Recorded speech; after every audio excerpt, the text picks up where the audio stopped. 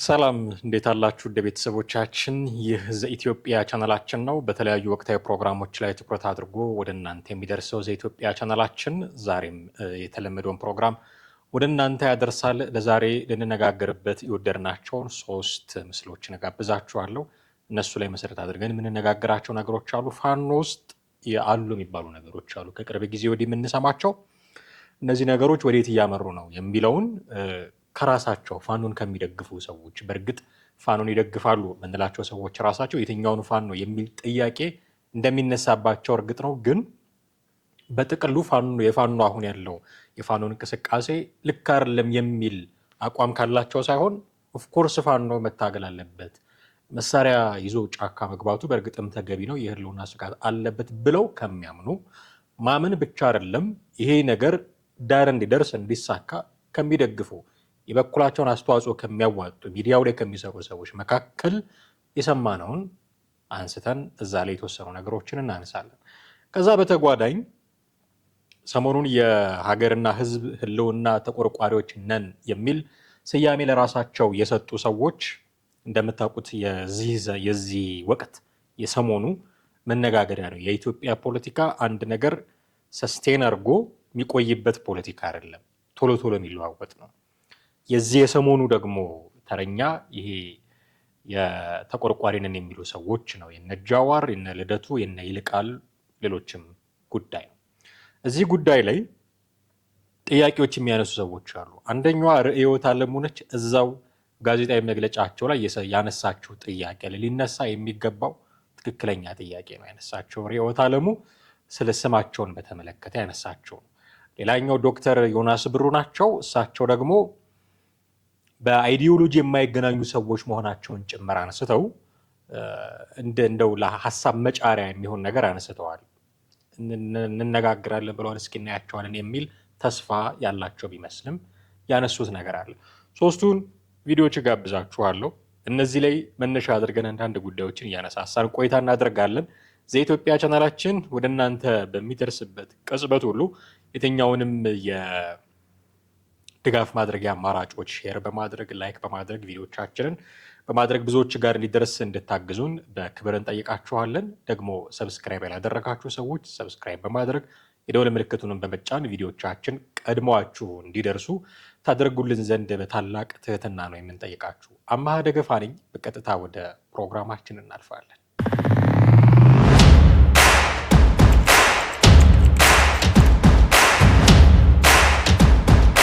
እንግዲህ በመግቢያ ላይ ለማለት እንደሞከርኩት የፋኖን እና እነዚህ ሰሞኑን ተቆርቋሪ ነን በዚህ የሚል ስያሜ ለራሳቸው የሰጡ ሰዎችን ጉዳይ ነው ዛሬ የምናነሳው። ከፋኖ ጉዳይ እንጀምራለን። ፋኖ እንደምታውቁት አንድ አይደለም።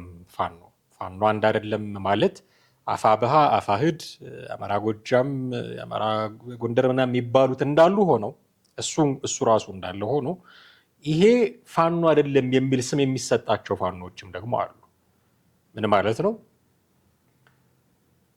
የፋኖ ትግል የጀመረበት ዓላማው እና እነዚህ ሰዎች የሚያደርጉት ነገር አብሮ መሄድ አይደለም። የፋኖን ስም ለማጥፋት በመንግስት ሰርገው የገቡ ናቸው የሚል ስም የሚለጠፍባቸው ፋኖች ደግሞ አሉ።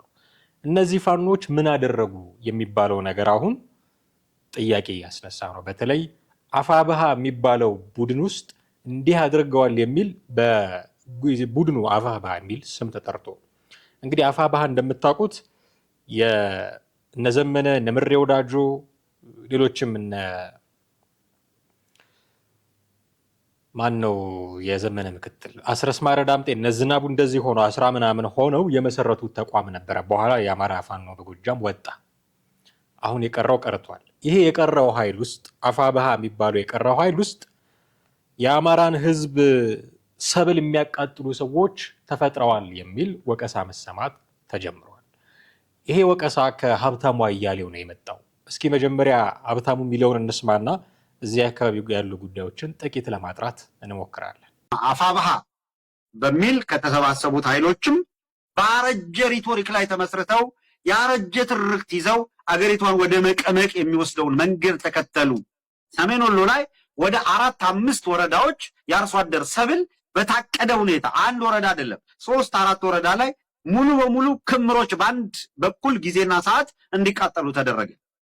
የደረሰና ሰብል መከራውን አይቶ በጦርነት መሃል አርሶ ዘርቶ አርሞ አጭዶ ከምሮ ወቅቶ ሰብሉን ቤት ከማስገባቱ በፊት ይሄን ሁሉ የለፋበትን ሰብል በእሳት ያጋዩት ምን እያደረጉ ነው? ሁለተኛ በተለያየ መንገድ ኢንተረስት ያላቸው፣ ለምሳሌ የሃይማኖት ኢንተረስት ያላቸው፣ የኢኮኖሚ ኢንተረስት ያላቸው አግተው አፍነው አማራውን የሚገሉትን ገለው የቀረውን ሰውረው ይዘው የሚሄዱ አካላት ላገቱበት ገንዘብ የሚያስከፍሉት ያ አጋቹን አፋኙን ኃይል እንዲረዳ እንዲያግዝ ያሰማራሉ። ይሄ ነው እየተናገረን ያለ ነው። ሪያሊቲውን መቀበል ያስፈልጋል። ይሄንን መረጃ ስንሰማ ብዙዎቻችን በእርግጠኝነት ወደ አእምሯችን የሚመጣው ነገር ምንድን ነው? የአማራ ፋኖ እንዲህ አይነት እንቅስቃሴ ውስጥ እንዴት ሊገባ ቻለ የሚል መብከንከን ነው ሊሆን የሚችለው። ምክንያቱም ጫካ የገቡበት ዓላማ ሌላ ነው። ወገኔ የተጎዳብኝ ነው አይደለ? ትልቁ መነሻቸው በየክልሉ የሚሞተው የሚወድቀው ንብረቱ የሚወድምበት ወገኔ በስም አማራ ተብሎ ሌብል ተደርጎ ተለይቶ ኮር ተሰጥቶት እንደገና የፖለቲካ ትርክት ተሰርቶለት ወገኔ እየተጎዳ ነው የሚል መነሻ ይዘው ነው ጫካ የገቡት እነዚህ ሰዎች። አሁን መነሻው ላይ ጥያቄ ለማንሳት ብዙ መደፈር ሰው አይደለም። ምክንያቱም ዲናይ ልናደርገው በማንችለው መንገድ አማራ በአማራነቱ በተለያዩ የሀገሪቱ ክፍሎች ጥቃት ሲደርስበት ነበረ። ይሄ የሆኑ ፖለቲከኞች የዛሬ ስንት ዓመት እንዲህ ተደረገ ብለው የነገሩን አይደለም። የሆኑ የፓርቲ ሰዎች ህዝብ ለማሰባሰብ ብለው የፈበረኩት ወሬ አይደለም። በትክክል የሆነ በዚሁ በእኛ ዘመን ሲደረግ ያየነው ነገር ነው። ስለዚህ ጉዳዩ እነዚህ ሰዎች ጫካ ያስገባቸው ላይ ያስገባቸውም የሚለው ልኬት ነው። ጉዳዩ ግን ተደርጓል፣ ሆኗል። ሲሆን ሲደረግ ያየነው ነው። ተፈናቃዮች በቅርብ በአዲስ አበባ ቅርብ ርቀት ደብረ ብርሃን አካባቢ እንደዚህ እየተረዱ ያሉበት ሁኔታ ነው ያለው። የተለያዩ ስሞታዎች ደግሞ ዘመኑም የተመቸ ነው መረጃዎችን ለማግኘት በተለያዩ አማራጮች መረጃዎች ይገኛሉ። ስለዚህ የሆነ የተደረገ ነገር ነው። ይሄንን ምንድነው መፍታት፣ ይሄንን ችግር ማስወገድ፣ ከህዝቤ ላይ ማላቀቅ የምችለው በትጥቅ ትግል ብቻ ነው ብሎ ያመነ አካል ጫካ ገብቷል። ኦኬ፣ ጫካ ከገባ በኋላ የተፈጠሩት ነገሮች ምንድን ናቸው? አሁን ይሄ ነው የሚያነጋግረን። ምንድን ናቸው የተፈጠሩት? ለገባበት ዓላማ ታማኝ ሆኖ የሚታገል አለ። ደግሞ እንዲህ አሁን ሀብታሙ እንዳለው አይነት ነገር የሚሰሩ ደግሞ ሰዎች አሉ። እታገልለታለሁ፣ ሞቱን አስቀርለታለሁ፣ የእሱን ሞት እኔ ሞቼ ነፃነት እሰጠዋለሁ ብለው ጫካ የገቡለትን ሰው ሰብል ነው ሲያነዱ ተገኙ የተባሉ። አግተው ገንዘብ የሚቀበሉት መታገትህን አስቀርልሃለሁ ያሉትን ህዝብ ነው። አንተ መታገትህ ከብዶኛል እኔ፣ ስለዚህ እኔ በጫካ ሆኜ ታገልልሃለሁ፣ ዋጋልሃለሁ፣ አንተ ነፃ ትወጣለህ ብለው ትርክት የፈጠሩለትን ሰው ነው መልሰው የሚያግቱት።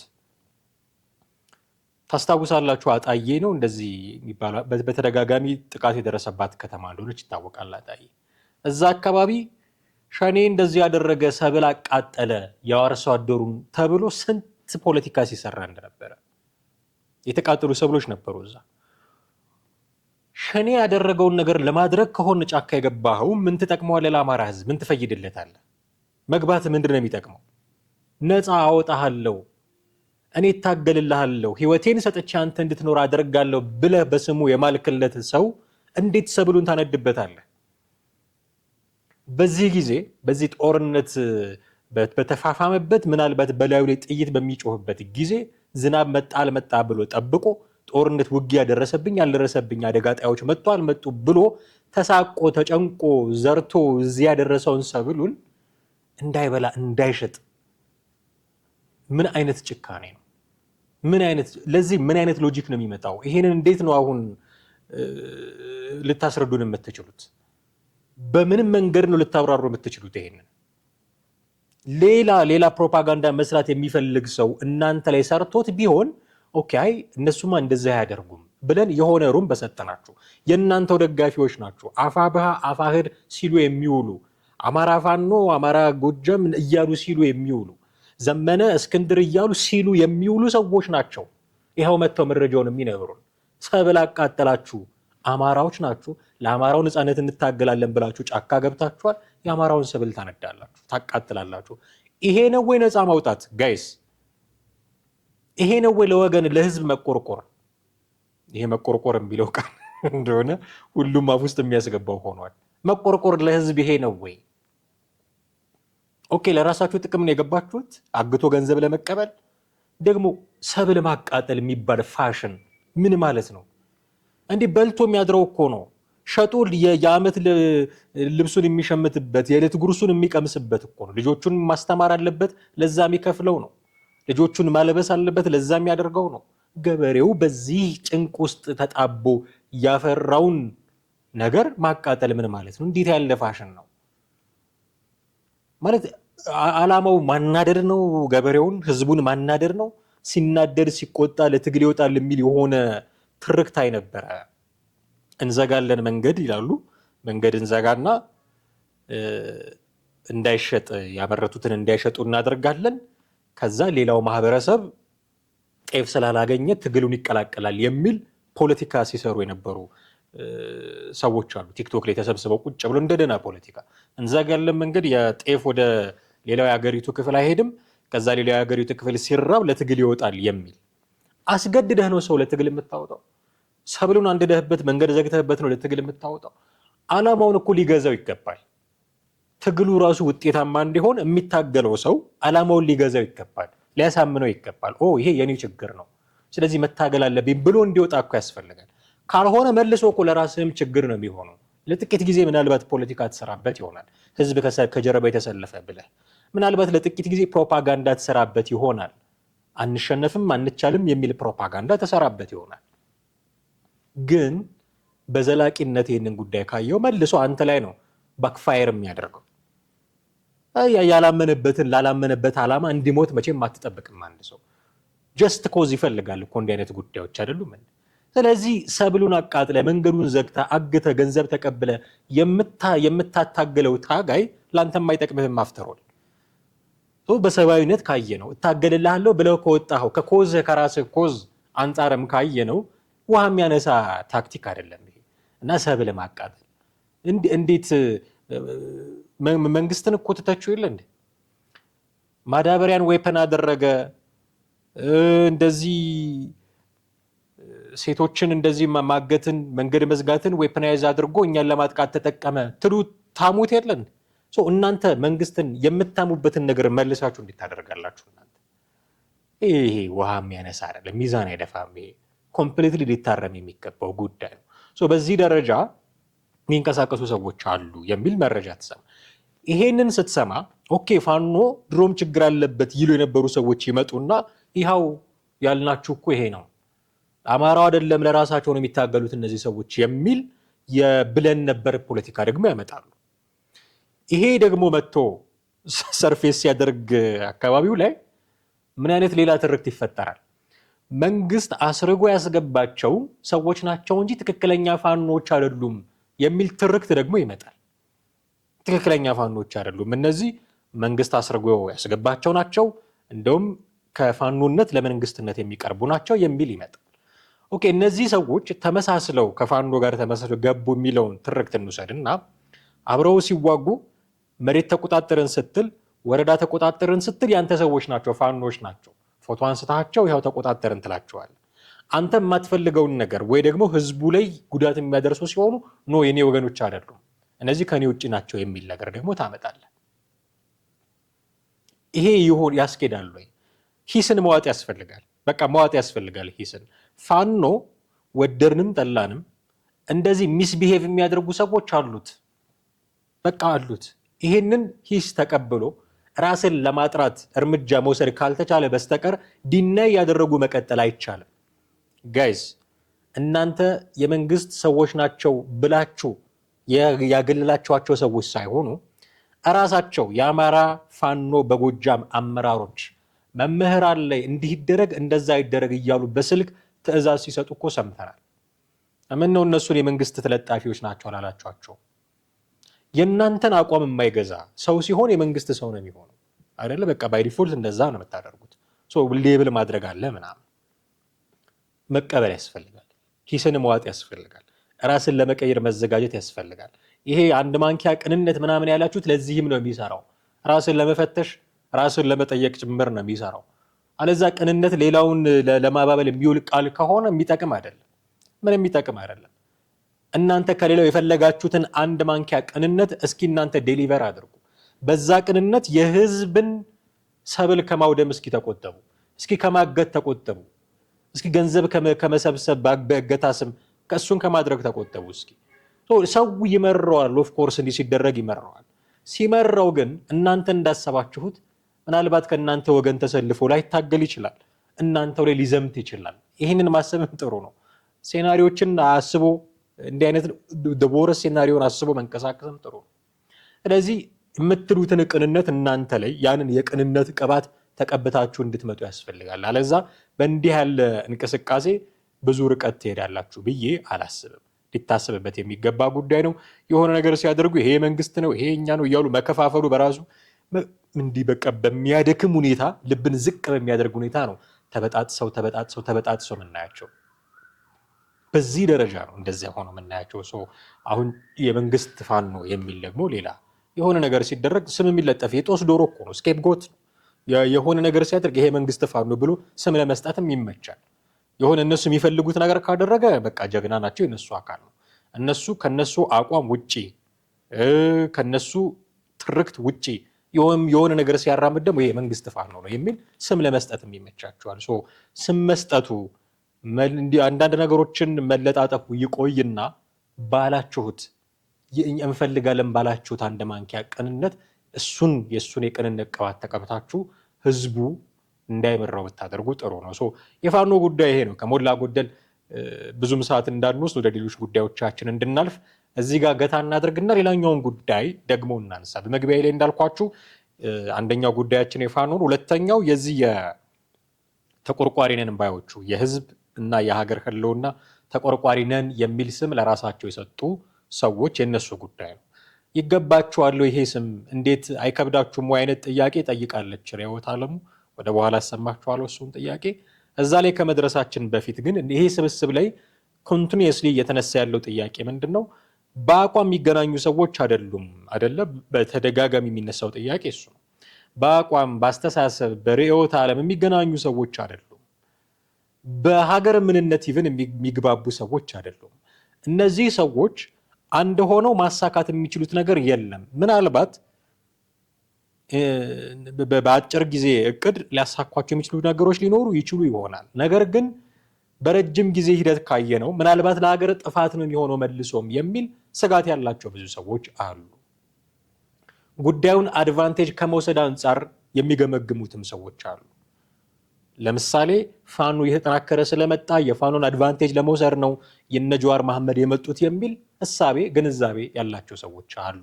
ራሳቸው የአማራ ፖለቲከኞችን ቢሆኑ ፋኖ ተዋግቶ ያመጣውን ድል እነሱ ሱፍ ለብሰው 4 ኪሎ ለመግባት ነው ይህንን ስብስብ ያመጡት የሚሉም አሉ። የለም ከመንግስት ጋር በምርጫ ተወዳድሮ ስልጣን መያዝ ስላልቻሉ ነው በአቋራጭ ስልጣን ለመያዝ ነው ሽግግር የሚሉት ብለው የሚተቹ አሉ።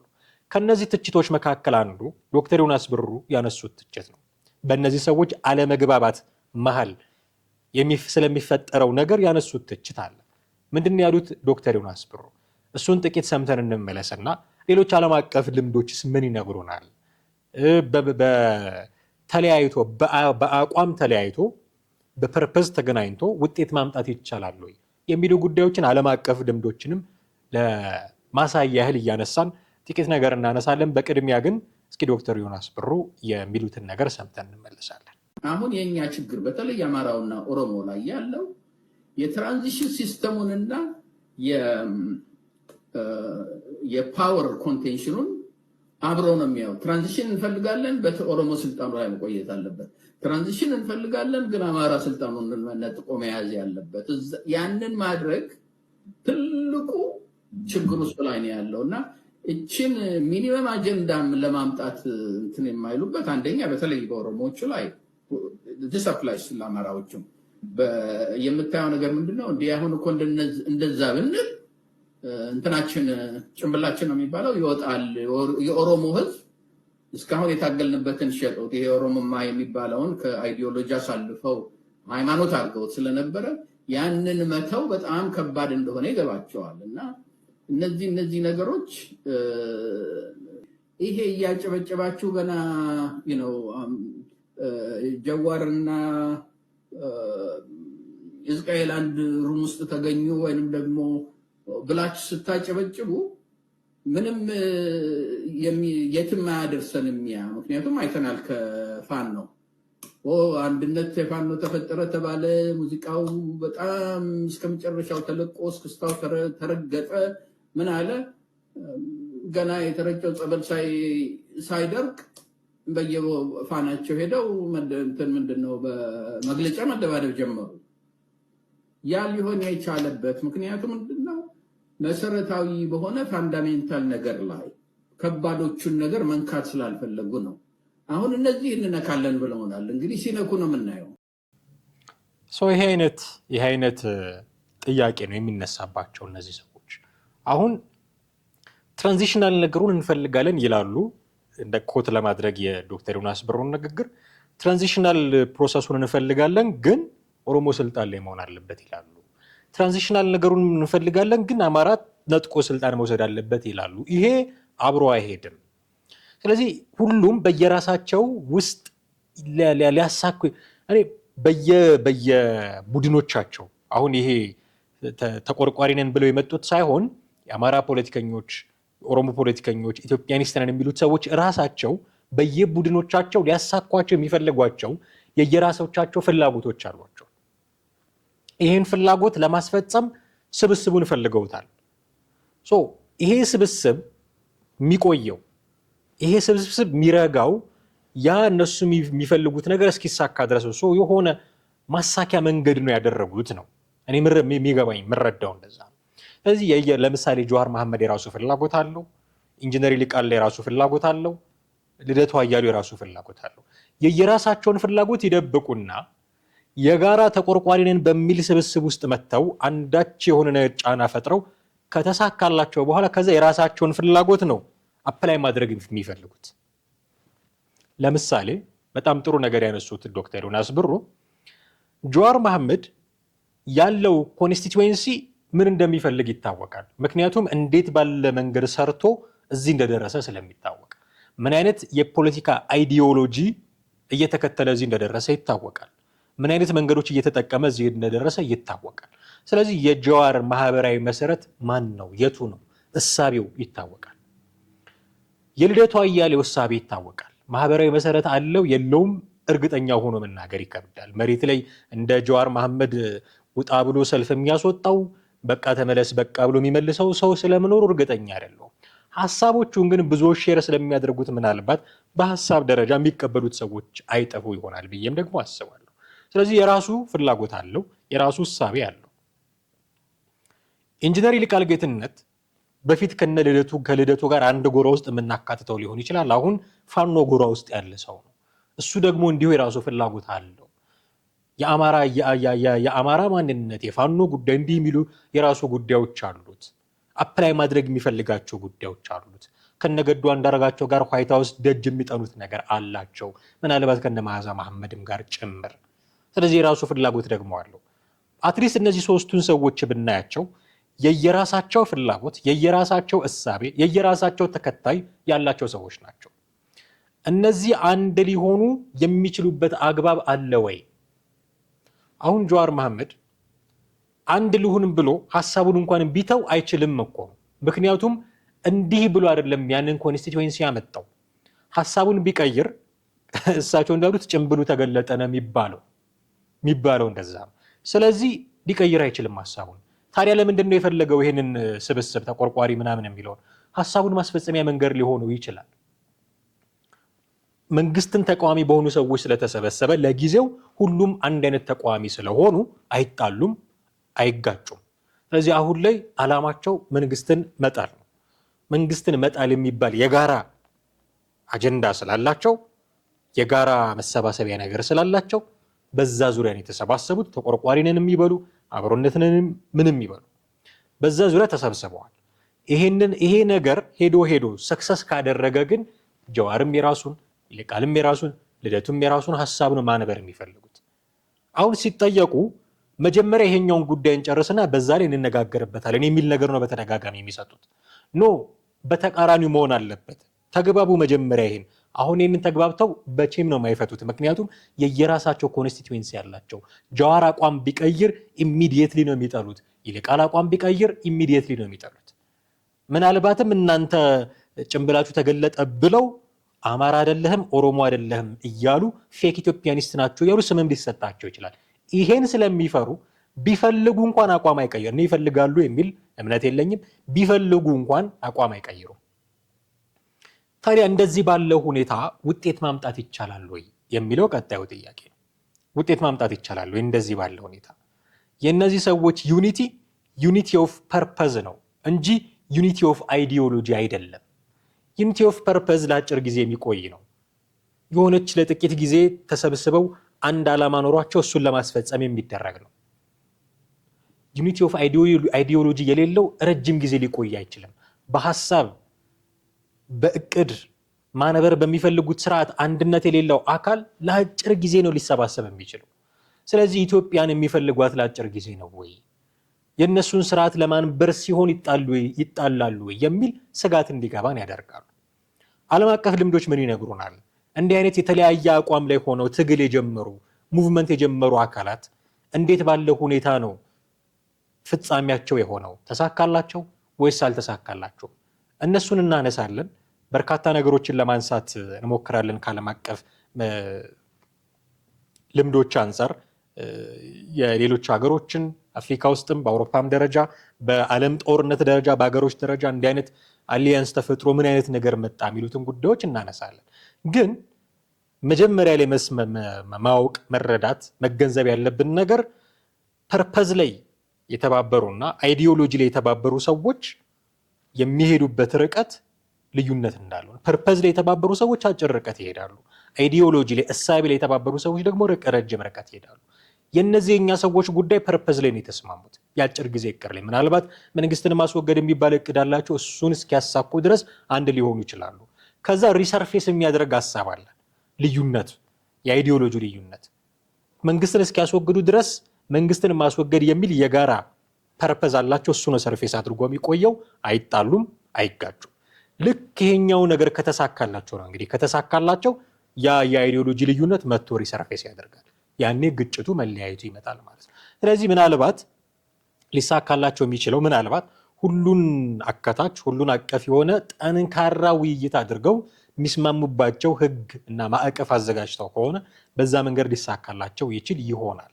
የሁሉንም አስተሳሰብ መሬት ላይ የሚያስቀምጥ ጠረጴዛ ላይ አስቀምጦ ለመደራደር የሚያስችል ግን አይ ዶንት ቲንክ ኢትዮጵያ ውስጥ ባለው ፖለቲካ እኔ እንደዚህ ነው ይመጣል በእንዲህ አይነት ሁኔታ ይሰራሉ ብዬ ለመገመት እቸገራለሁ። ስለዚህ በሽግግር ሂደት በሽግግር መንግስት በሚባሉ ጉዳዮች ላይ በጣም ጠንካራ ንግግር አድርገው የህግ ማዕቀፍ አዘጋጅተው ከዚህ ገንጠል ያለ በዚህ ህግ ማዕቀፍ ይመለሳል እያሉ በደንብ አድምተው ተነጋግረው ሊያመጡት ይችሉ ይሆናል። እንደ ሩም እንስጣቸው። ነገር ግን እኛ ሀገር ውስጥ አሁን ባለው ፖለቲካ እኛ ሀገር ውስጥ አሁን ባለው ሁኔታ ይሄ ሽታውም የለም። በነገራችን ላይ በቃ ሽታውም የለም። የሆነ ሰው የሆነ አካል የበላይነት ይዞ መቆየት ይፈልጋል። ምክንያቱም ሀሳቦቹን ማስረጽ የሚችለው የመወሰን የሚያስችለውን ስልጣን ሲይዝ እንደሆነ ይገባዋል፣ ያውቃል። በዚህ ደረጃ ለሌላው በር ከፍቶ አብሮ ተሳስቦ መስራቱ ላይ በጣም ደካሞች ነን እንደምታውቁት። ይሄ በባህል ደረጃ አብሮ የመስራት ተባብሮ የመስራት ጉዳዮች ላይ ደካሞች ነን፣ እንኳን ስልጣን በሚሻ የፖለቲካ ርዕዮተ ዓለም ቀርቶ ማለት ነው። ስለዚህ እንዲህ የመሆን እድሉ ጠባብ ነው የሚሆነው። በነገራችን ላይ እንዲህ አይነት በአይዲዮሎጂ የተለያዩ ሰዎች በፐርፐዝ ብቻ የተገናኙ ሰዎች ግን እንቅስቃሴያቸው ለመንግስትም ይመቻል፣ ማኒፑሌት ለማድረግ ይመቸዋል። መንግስት ይሄን በራሱ ቅኝት ለመዘወርም ይመቸዋል። እዛ አካባቢ በሆነ ነገር በአይዲዮሎጂ በመለያየት ምክንያት እንደው ያኮረፈ ሰው ሲኖር ሳይወጣ ይወጣል ማለት ምን ማለት? ከግሩፑ ራሱን ሳይለይ የመንግስት ተቀጣሪ ሊሆን ይችላል እዛ ውስጥ ለምሳሌ። ስለዚህ የሚያደርጓቸውን ውይይቶች ሊያሾልክ ይችላል፣ ኔጌቲቭ ኢነርጂ ሊረጭ ይችላል እዛ ውስጥ ገብቶ ምናምን።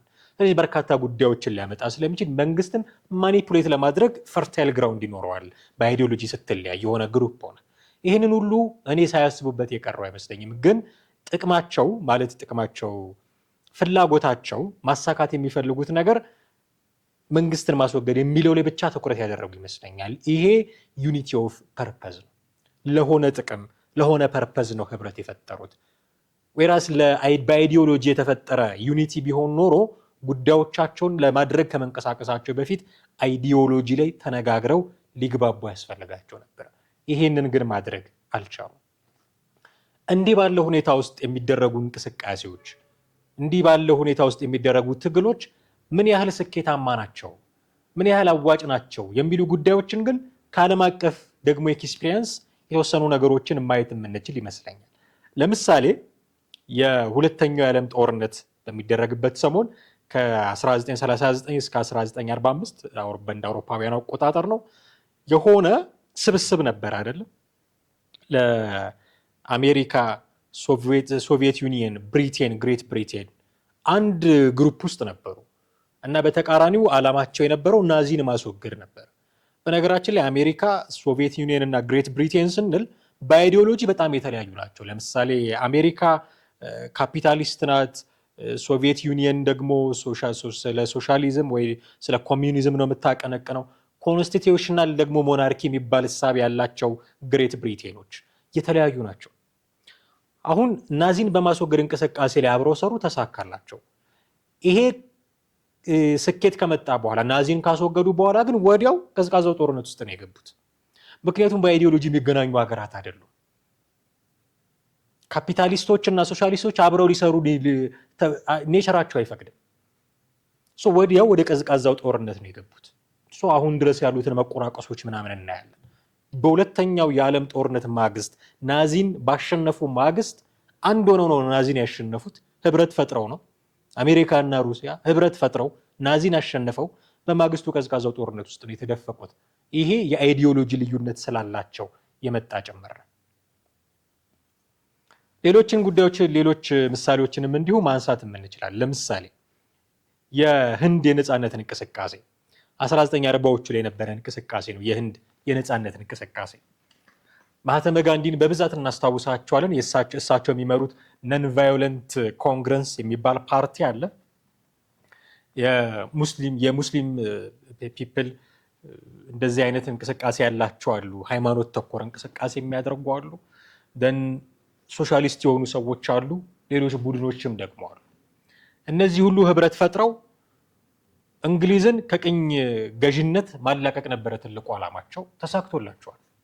ይሄ ተሳክቶላቸዋል። ወዲያው ግን ምንድን ነው የተፈጠረው?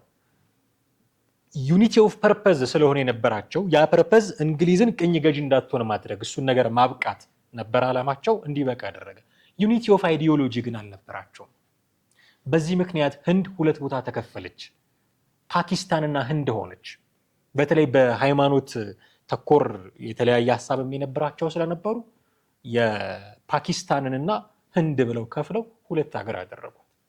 ስለዚህ ዩኒቲ ኦፍ አይዲዮሎጂ ከሌለህ፣ ዩኒቲ ኦፍ ፐርፐዝን ይዘህ ሄደህ ቢሳካልህ እንኳን ከተሳካልህ በኋላ በማግስቱ አገር ፌል ሊያደርግ ይችላል ማለት ነው። ቆርሳ የየራስን ቡድን ይዘህ ልትቀጥል ትችላለህ ማለት ነው። ዓለም አቀፍ ልምዶች ይህንን ይነግሩናል። ምናልባት ሰምሃው የተሳካ የሚባለው በጥምረት ትግል ተደርጎ የተሳካ የሚባለው የደቡብ አፍሪካው ደቡብ አፍሪካ የነበረውን አፓርታይድ ሲስተም እሱን ለማስወገድ የተጣመሩ በርካታ ሰዎች ነበሩ። ለምሳሌ ኤኤንሲ ነበረ፣ አፍሪካን ናሽናል ኮንግረስ የሚባል ፓርቲ። ከዛ ኮሚኒስት እንቅስቃሴ ላይ ያተኮሩ ሰዎች ነበሩ፣ የንግድ ማህበራት ነበሩ፣ ነጭ ሊበራሎች ነበሩ። ከዛ ደግሞ ዓለም አቀፍ ተባባሪዎችም ነበሩ። እነዚህ ሁሉ በህብረት ያንን አፓርታይድ ለማስወገድ በጣም ብዙ ጣሩ። ከዛ ኔልሰን ማንዴላን ፕሬዚዳንት በማድረግ ተሳካላቸው። 1994 ላይ ኔልሰን ማንዴላ ፕሬዚዳንት ሆኑ፣ ተሳካላቸው።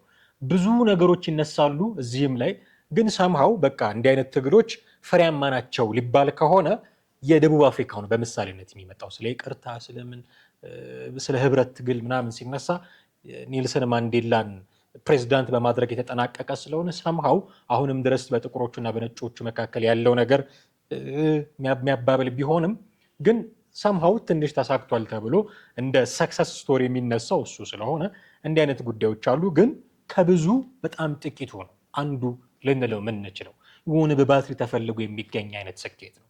ስለዚህ ሌሎች እንደው በአይዲዮሎጂ ተለያይተህ ዩኒቲ ኦፍ አይዲዮሎጂ ሳይኖርክ በዩኒቲ ኦፍ ፐርፐዝ ብቻ ያሰብኩትን አሳክቼ ከዛ ቀጥላለሁ ማለት በጣም ከባድ ነው የሚሆነው። አገር ፌል ለማድረግ እስክትገደድ ድረስ ሊያደርስ ይችላል። ከነጨራሹ ደግሞ ያልተሳኩም አሉ።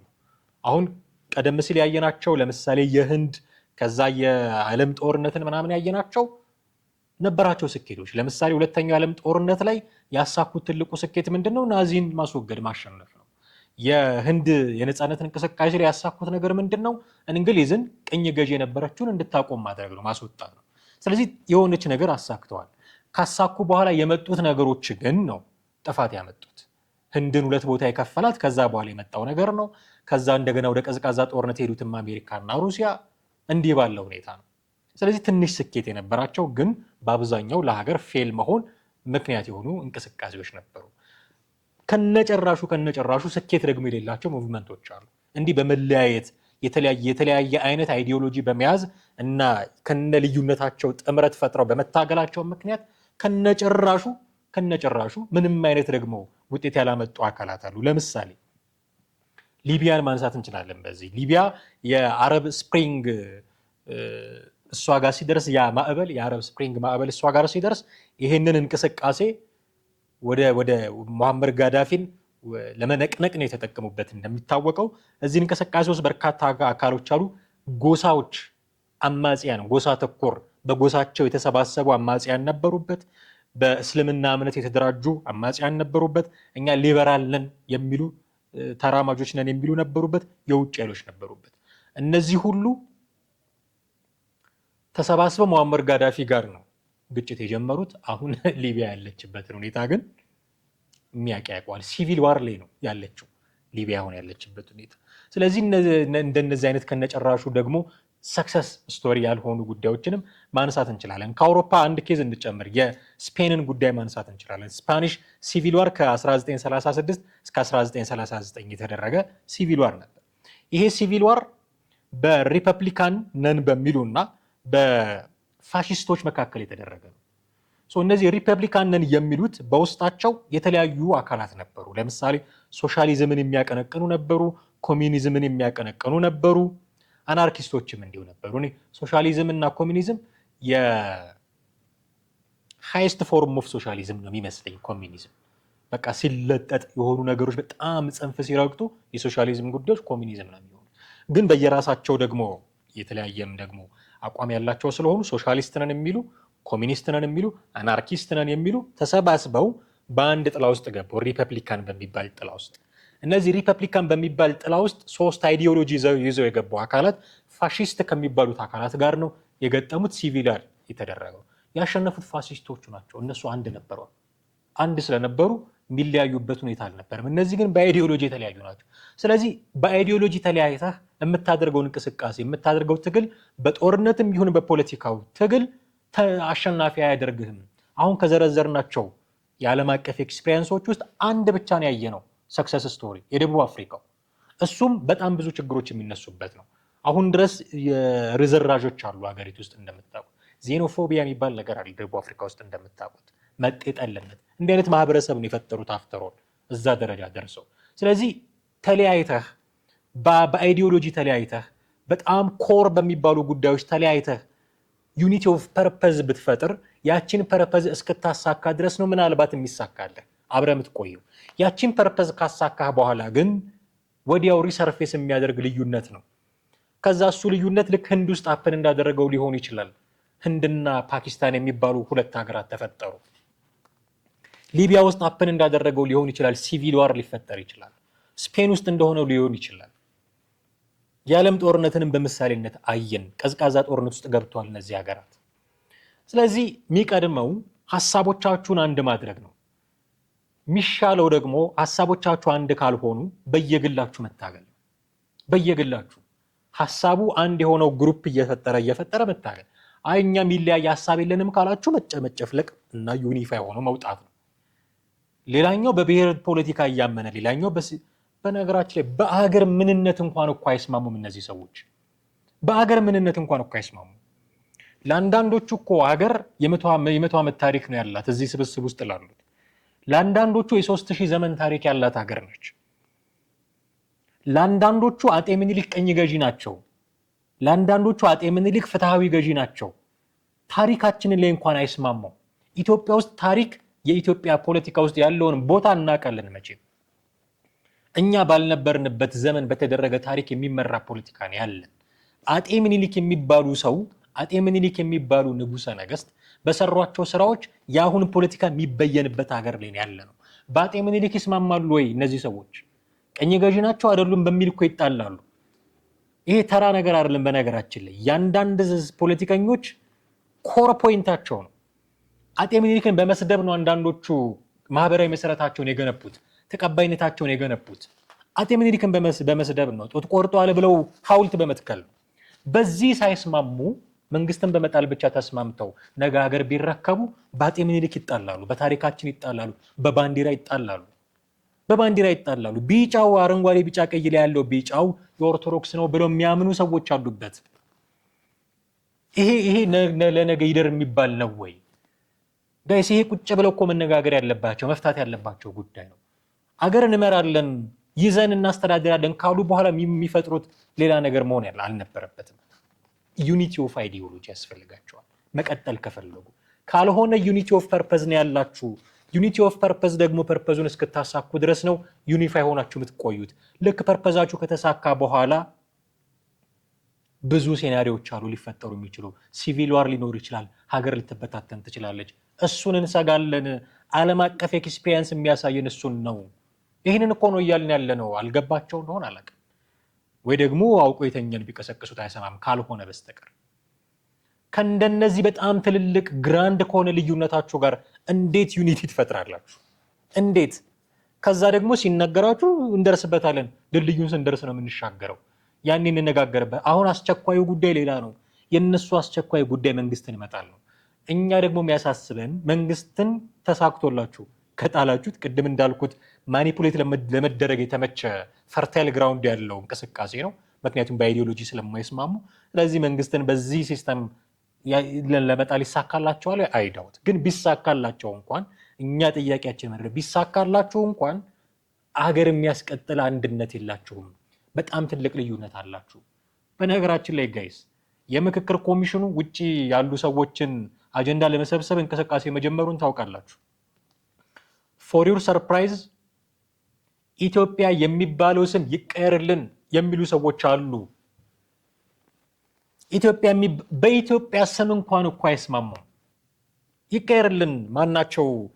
ኮሚሽነር ዮናስ አዳዬ ዶክተር እሳቸው ናቸው የተናገሩት። ከኢትዮጵያ ውጭ ከሚገኙ ኢትዮጵያውያንና ትውልደ ኢትዮጵያውያን አጀንዳዎችን ማሰባሰብ የጀመረው የኢትዮጵያ ሀገራዊ ምክክር ኮሚሽን የኢትዮጵያ ስም ይቀየር የሚል ጥያቄ ቀርቦልኛል አለ የሚል ዘገባ ሰምተናል። ይህንን የተናገሩት ኮሚሽኑ ካሉት 11 ኮሚሽነሮች መካከል አንዱ የሆኑት ዶክተር ዮናስ አዳዬ ናቸው። ሉዓላዊ ከተሰኘ የበየነ መረብ ሚዲያ ጋር በነበራቸው ቆይታ አጀንዳ የማሰባሰብ ስራው በጥሩ ሁኔታ እየሄደ መሆኑን አስረድተዋል። ነገር ግን ኢትዮጵያ የሚለው ስም ይቀየርልን የሚል ጥያቄ የሚያነሱ ሰዎች አሉ። ኢትዮጵያ በሚለው ስም ሳትስማማ፣ በሀገር ምንነት ሳትስማማ፣ ለአንዳንዱ ሰው አገር የእሱ መንደር ትመስሏለች። ለአንዳንዱ ሰው አገር ሁሉንም ቀጥቅጦ መግዛት ይመስለዋል። ለአንዳንዱ ሰው አገር ተራራና ሸንተረር ብቻ ይመስለዋል። ለአንዳንዱ ሰው ሀገር ህዝቡ ብቻ ይመስለዋል። ሀገር በምትባል በጋራ ጉዳያችን በትልቋ ምስላችን የጋራ ዴፊኒሽን ሳይኖረን እንዴት ዩኒቲ እንፈጥራለን? ኢትዮጵያ የምትባለው ሀገር ያሳለፈችው ታሪክ ከ100 ዓመት ወደዚህ ነው የሚቆጠረው ብሎ የሚል ኖ የለም ኢትዮጵያ ለሺህ ዘመናት የቆየ ታሪክ ያላት ሀገር ናት ብሎ የሚያምን እዚህ ላይ ያልተስማማ አካል ለአንድ ፐርፐዝ ብቻ ብሎ እንዴት ዩኒቲ ይፈጥራል?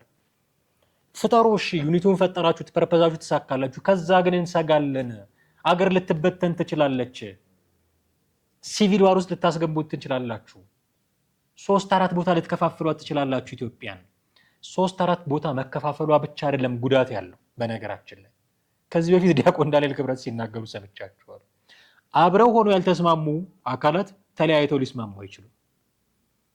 ኢትዮጵያ ውስጥ ሆነው በኢትዮጵያ ዳር ድንበር ተከልለው ሆነው ያልተስማሙ አካላት ያው እንደምናያቸው ጦር የሚማዘዙ አካላት ነገ ቢገነጠሉ የሀገራት ጦርነት ማስነሳታቸው አይቀርም።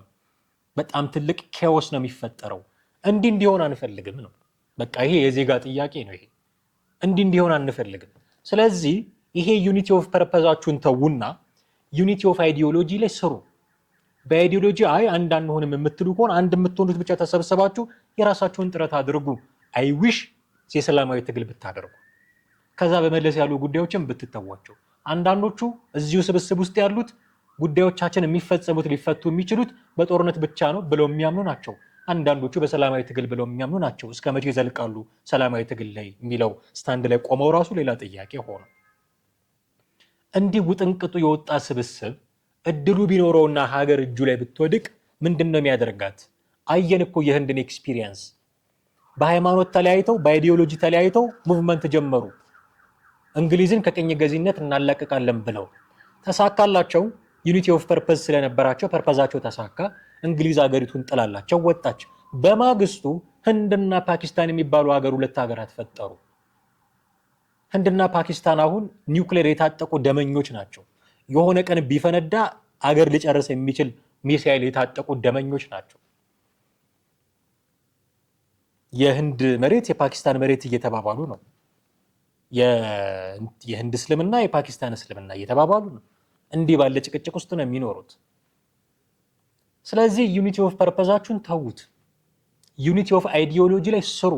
በአይዲዮሎጂ አንድ መሆን አንችልም ካላችሁ ተዉት። የእናንተ ዩኒቲ ኦፍ ፐርፐዝ ኢትዮጵያን የሚጠቅም አይደለም። ሊበትናት ይችላል። ተሟርቱ የለ ኢትዮጵያ በሚቀጥሉት ዓመታት እንደዚህ ትሆናለች፣ ትጠፋለች፣ ትበተናለች ትሉ የለ። ያ መበተን የሚመጣ ከሆነ በዚህ ግሩፕ አማካኝነት ነው የሚመጣው። ምክንያቱም ገና ከጅምሩ ተበትነው ነው የጀመሩት። ለሆነ ፐርፐዝ ብቻ ብለው ነው የተሰባሰቡት። የጋራ ፐርፐዝ የላቸውም። ሁሉም ከየጀርባው የደበቀው የራሱ አጀንዳ አለው። ልክ ያችን ቦታ ሲያገኝ ሊያስፈጽም የሚፈልገው አጀንዳ አለው። አዲስ አበባ ላይ ተስማማላችሁ? ለምሳሌ ግማሹ ፊንፊኔ ብሎ ነው የሚጠራት፣ ግማሹ በረራ ብሎ ነው የሚጠራት፣ ሌላው አዲስ አበባ ሸገር እያለ የሚጠራም አለ። ተስማማላችሁ? በአዲስ አበባ የማን ትሆን? ኦሮሞ ትሆን የአማራ ትሆን በሚለው ራሱ አዲስ አበባ ራስ ገዝ ትሆን በሚለው ተስማማላችሁ? ይሄ ላይ ተስማምታችሁ ተነጋግራችሁ አንድ ሆናችሁ ሳታበቁ ገና ለገና መንግስት የጋራ ጠላታችን ነው ብላችሁ እሱን ስለመጣሉ ለምታወሩት፣ እሱን ከጣላችሁ በኋላ በአዲስ አበባ ጉዳይ ብትጣሉ የማን ያለ ልንል ነው? የማን ያለ ልንል ነው? ይሄ ሊያሳስበን ይገባል። እና እንደው ቁጭ ብላችሁ ብትመክሩበት፣ ከዩኒቲ ኦፍ ፐርፐዛችሁ ይልቅ ዩኒቲ ኦፍ አይዲዮሎጂያችሁ ላይ ብትሰሩ መልካም ነው የሚል ነገር ለማንሳት ነው። አንድም ይሄንን ጉዳይ ዳግም ማምጣታችን። ርዕዮት ዓለሙ አንድ ጥያቄ አንስታለች። የመውጫ ሀሳባችን ይሆናል ለዛሬው ፕሮግራማችን። እዛው ጋዜጣዊ መግለጫቸው ላይ አይከብዳችሁም ወይ ይሄ ስም ይሄ ስያሜ የሚል ነገር አንስታለች። በጣም ጥሩ ጥያቄ ነው። እንስማው እስኪ። ርዕዮት ዓለሙ። እሺ፣ አመሰግናለሁ። ርዕዮት ዓለሙ ከምንጊዜ ሚዲያ። እንግዲህ አንድ ጥያቄ ብቻ ስለተባለ ስማችሁ ላይ ካለኝ ጥያቄ ልነሳና እሱ ላይ ምላሽ ብትሰጡበት። ከሀገርና ከሕዝብ ህልውና ተቆርቋሪዎች ስብስብ ነው የሚለው መግለጫውንም ስትሰጡና ከዚሁ ከዛሬው መድረክ ራሱ መስማት እንደቻል ነው ገና ከኢትዮጵያ ጋር አንቀጥል አይነት ገና ሀሳብ ያላችሁበት ነው እና ለማንኛውም ለመውጣቱም ለመግባቱም መውጫ ለመፈለጉም መነጋገር መወያየቱ ያስፈልጋል አይነት እንጂ ኢትዮጵያዊነትንም የተጠየፍን ተብሎ ከዚሁ ከመድረኩ ተገልጿል። ያው የዛሬውን ኮት ለማድረግ ነው እንጂ እንደዚሁ ስብስቡን በማየትም ከዚህ ቀደም ከነበረው ሁኔታም ከተነገሩም ከተጻፉም እንደዚህ ተነስቶ እንዲህ አይነት አመለካከትም እንዳለም ማወቅ ይቻላል እና እጅግ በጣም የተንቦረቀቀ የሚል እንኳን የማይገልጸው አይነት ሁሉም አይነት ብልጽግናን እቃወማለሁ የሚል የሚገባበት፣ ሌላው ቀርቶ ትልቁ በኢትዮጵያዊነት ጥላ ስር ግን የፈለገ አይነት ቅድም ያልነው የታሪክም የምንም ልዩነት ይኑር ቢያንስ ቢኖር አንድ ነገር ነው ይባላል። ግን ራሱ የሀገርና የሕዝብ ህልውና ተቆርቋሪ ስብስብ ብሎ ጠርቶ ግን ገና ከሀገር ጋር መቀጠል አለመቀጠል ጥያቄ የሆነበት አካል ሁሉ ያለበትን ቢያንስ እንደዚህ አይነት ስም መስጠቱ ትንሽ አይከብደንም? ለራሳችን የከበደ ስም ሰጠን ብላችሁ አታስቡ? ይሄውን በጣም መሰረታዊ ጥያቄ ነው ያነሳቻቸው። ውስጥ ጥያቄው ላይ ያነሳቻቸው ነጥቦች እንደሰማችሁት ነው። ከኢትዮጵያ ስለ መውጣት ኢቨን የሚያስቡ ሰዎች አሉ፣ ስለ መገንጠል። ስለዚህ ይህንን ህብረት የፈለጉት ቅድም ያልኳችሁ እኮ ይሄ ነው። ይህንን ህብረት የፈለጉት ከኢትዮጵያ ለመውጣት የሚደረገውን ጥረት ለማመቻቸት ነው እንጂ ኢትዮጵያ ውስጥ ለመቆየት አይደለም። ለኢትዮጵያ የምትባል ሀገር ብለው አስበው አይደለም። እና ስማቸውንም ደግሞ የሀገር የህዝብ ህልውና ተቆርቋሪ፣ የሀገር ህልውናን ለመፍታት የሀገር ህልውና ለመናድ ከና ተገንጥሎ ለመውጣት የሚያስብ ሰውዬ የሀገር ህልውና ተቆርቋሪ የሚል ቡድን ውስጥ ገብቶ ሪዮት የተናገራችሁን በደንብ ሰምታችሁት ከሆነ ብልጽግናን የሚቃወም ሁሉ ጆይን ሊያደርገው የሚችለው በቃ ይህንን ህብረት ጆይን የምታደርገው መንግስትን በመቃወም ብቻ። መንግስትን ከተቃወምክ ጆይን ታደርገዋለህ። ከዛ ከኢትዮጵያ ስለመገንጠል የሚል አጀንዳ ያላቸው ሰዎች ኢቭን እዚህ ውስጥ ጆይን ያደርጋሉ። ይጠቅማል ወይ? ይሄ የት ድረስ ነው የሚያስኬደን? ያኗኑረናል ወይ? ሰዎች ብቻ ግለሰቦች ብቻ አይደሉም እነዚህ ሰዎች። ከጀርባቸው የሚከተላቸው በርካታ ሰው አለ። በርካታ ተቋማትም ኢቭን ሊኖሩ ይችላሉ። ዓለም አቀፍ ተቋማት ኢቭን ሊረዷቸው የሚችሉ ሰዎችም ይኖራሉ። አንዱን ሰው እዚህ ውስጥ መግባቱን አይደለም ማሰብ ያለብን። ስለዚህ ከኢትዮጵያ ጋር እንቀጥል አንቀጥል የሚል ዳይለማ ውስጥ ያለ ፖለቲከኛ ስለ ሀገር ህልውና ይቆረቆራል ብዬ እንድጠብቅ ኤክስፔክት አደርጋላችሁ? በቃ ሲጀመር ኢትዮጵያ ውስጥ ልቀጥል አልቀጥል ካለ ተቆርቋሪ አይደለም። ይሄ ነገ ከኢትዮጵያ ተገንጥሎ ለሚፈጥራት ሀገር ሊሆን ይችላል የሚቆረቆረው። እንዲህ አይነት ስብስብ ለውጥ ሊያመጣ አይችልም። ደጋግሜ እንዳልኩት ይሄ ስብስብ ያለው ዩኒቲ ኦፍ ፐርፐዝ ነው። ዩኒቲ ኦፍ አይዲዮሎጂ የለውም። በዩኒቲ ኦፍ ፐርፐዝ የአጭር ጊዜ ዓላማዎቻቸውን ሊያሳኩ ይችላሉ ከቻሉ ነው። ደጋግሜ እንደምለው ከቻሉ በመንግስት ማኒፑሌት ለመደረግ የተመቸ ነው የምለው ለዛ ነው። ከቻሉና ከተሳካላቸው ሊያደርጉ የሚችሉት መንግስትን ማስወገድ ነው። ከዛ በኋላ ግን የአይዲዮሎጂ አንድነት ስለሌላቸው አገር እስከ መበተን ሊደርስ ይችላል። ህንድን አንስተናል፣ ስፔንን አንስተናል፣ ሊቢያን አንስተናል። ይሄን ነገር ፌስ ልናደርግ እንችላለን። ስለዚህ ይሄ ተቆርቋሪነን የምትሉትን ጨዋታችሁን ቀላችሁን ተዉና መሰብሰብ አለብን ካላችሁ አይዲዮሎጂያችሁን አስተካክሉ። አንድ አይዲዮሎጂ ምረጡ፣ በዛ ዙሪያ ተሰባሰቡ። እኛ የየራሳችን አይዲዮሎጂ ነው ያለን፣ ሊታረቅ ሊስማማ የሚችል አይደለም። ናቹራሊ እንደዛ ነው። አይዲዮሎጂያቸው ሊስማሙ የሚችሉ አይደለም። አንዱ ሌላኛውን ትቶ ከዚህ በኋላ የዚህ አይዲዮሎጂ ተከታይ አቀንቃኝ አይደለውም ብሎ ወደ ሌላው ካልሄደ በስተቀር የሚታረቁ አይደሉም። ስለዚህ እንደው የሚስማሙ ከሆነ ተስማሙ፣ ግን አይመስለኝም። ወይ ጥሎ መምጣት ካስፈለገ ጥሎ መጥቶ በአንድ አይዲዮሎጂ ጥላ ስር ብትሰባሰቡ፣ ያ ካልሆነላችሁ ተበተኑ፣ በየራሳችሁ አይዲዮሎጂ ታገሉ። ካልሆነ ለአጭር ጊዜ ቆይታ ብላችሁ የኢትዮጵያን ህልውና ተቆርቋሪነን በሚል ስም አደጋ ላይ ባትጥሉ እና ብትተባበሩን ጥሩ ነው የሚል መልእክት ለማስተላለፍ እፈልጋለሁ። በዚህ አጋጣሚ ውድ ቤተሰቦቻችን ምን ትላላችሁ እናንተ? በርካታ ሀሳቢዎች እንደሚኖሯችሁ እርግጠኛ ነኝ። ደውሉልን። ከታች ስክሮል የሚያደርግ የስልክ ቁጥራችን አለ። በዛ ስልክ ቁጥር ብትደውሉልን እናስተናግዳችኋለን። ይኸው የስልክ ቁጥር የቴሌግራም እና የዋትሳፕ አድራሻ አለው። ልትጽፉልን፣ የድምፅ መልእክት ልታስቀምጡልን፣ በቀጥታም ልትደውሉልን ትችላላችሁ። ከታች ባለው የሀሳብ መስጫ ሳጥን ላይም እንዲሁ ሀሳቦቻችሁን ልታጋሩን ትችላላችሁ። ለሚቀጥሉት ፕሮግራሞቻችን ግብአት ይሆኑናል ሀሳቦቻችሁ። ሁልጊዜም ስለምታደርጉልን ድጋፍ፣ ሼር ስለምታደርጉ፣ ላይክ ስለምታደርጉ፣ ሰብስክራይብ ስለምታደርጉን ሁላችሁንም እጅግ አድርገን እናመሰግናለን። ዘኢትዮጵያ ቻናላችን በሌሎች በርካታ ፕሮግራሞች ወደ እናንተ መድረሱን የሚቀጥል ነው የሚሆነው። የዛሬውን እዚህ ላይ እናበቃለን። አማሃ ደገፋ ነበርኩኝ። ጤና ይስጥልን።